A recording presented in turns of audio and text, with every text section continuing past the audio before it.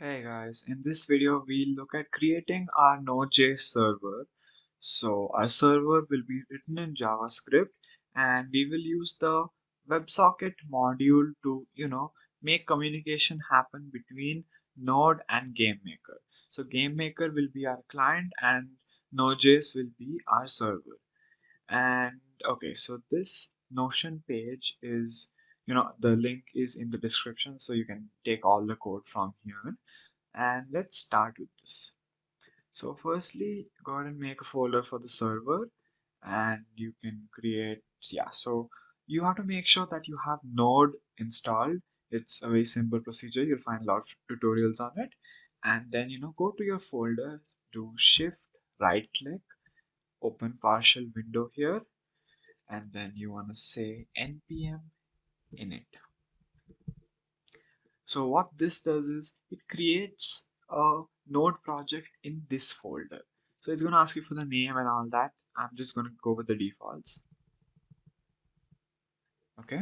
And here it has created this package.json file, which shows that there is a node project here. Okay. Now, so that's how it identifies it. Yes, there's a node project here. Now let's install the WebSocket module. It's like importing a library. npm, for that we say npm install WS. WS is the WebSocket module. So it's gonna do that and we're done. Now you wanna make a new file here, and this is your main file. It's called a script file. So you can call it something like server.js or I don't know, index.js, anything. I'm gonna call it server.js. And this is where all your server side code will be there.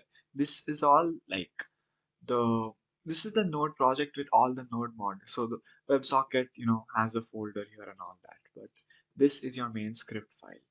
You want to go ahead and edit that, and yeah, and then let's copy this code is literally a template. It's boilerplate. So I'll explain to you line by line what all this is.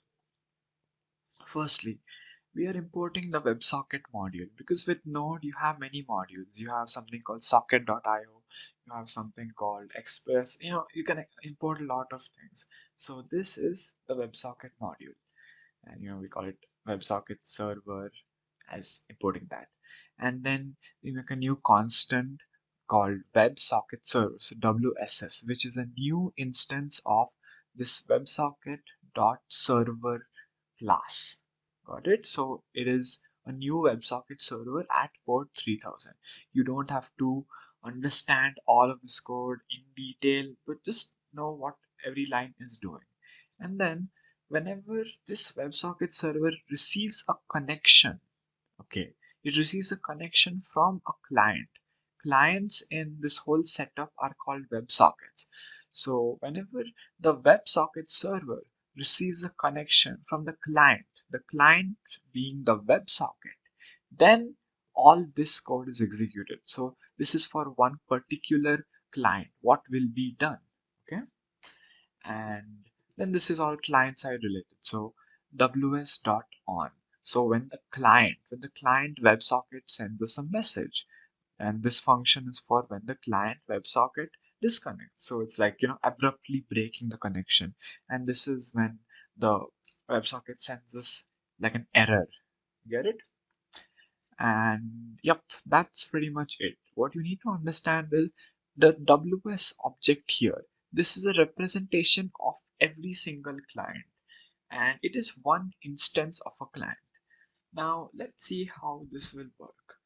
First, we'll go to GameMaker, and this is a pretty big project. So I'm gonna go ahead and make a new object here called, what should I call it? Oakland. Fine, Oakland. And I'll add it to the room firstly. Kind of tend to forget this. And then you want to go ahead to the create event, and we want to make GameMaker now connect to this node server. Okay, so there is also some sample code for that, and I'll explain it to you guys. In the create event, we want to first create a socket. We're creating this, we're creating the possibility of a connection. So we say network create socket and a socket of type WS, which means WebSocket. There are many other types of sockets too, but we won't see them now. And then we use this function, network connect raw async. Okay, we use this function. We give the socket ID which we just opened. We give the server's URL and the server's port. So if you guys didn't notice, here we open it on port 3000. So that's why we're saying connect to port 3000. Localhost just means this computer. Okay. Now let's see. Yeah, I had to tell you guys about this. When we say network connect, there are many ways of connecting. You see 4 functions right here. One with async, one without async, one with raw, one without raw. So let me explain what raw does and what async does. You know, you can even host a server in GameMaker. It's a GameMaker server. But here we're using Node, which is like which is not GameMaker, so it's raw. That's why we say raw. And why do we say asynchronous? So it can either be synchronous or asynchronous. And this whole WebSocket technology is asynchronous. That's all you guys need to know. That's why we say network connect raw async. Okay. That's why we are using this out of the 4 functions that are there. Okay.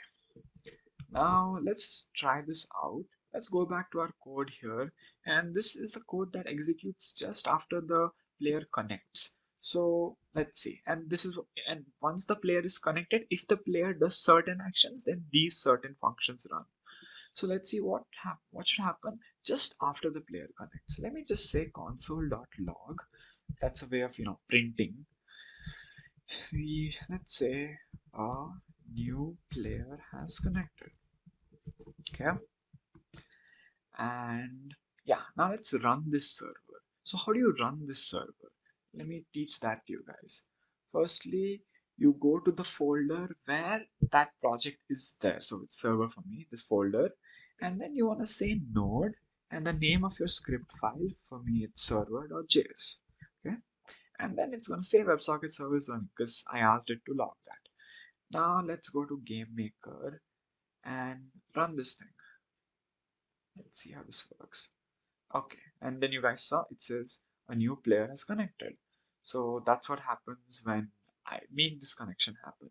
Now let's go a bit more in detail. Wait.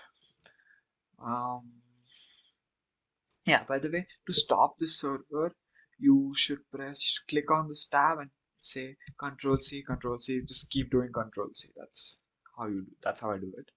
And yeah, let's do another thing here.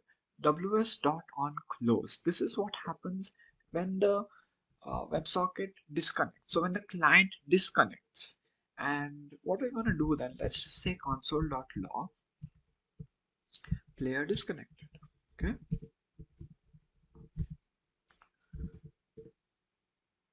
Saving it, again running the server, and now we'll get to see what happens again. It says a new player is connected, and after everything, if I just close this abruptly, it says a player disconnected. So what we have done till now is in fact working. Good for us. Okay, this video is 8 minutes and I don't want to keep the tutorials really long. So ideally we should be stopping here. In the next video, we'll look at more stuff we can do. Okay, I'll see you guys later.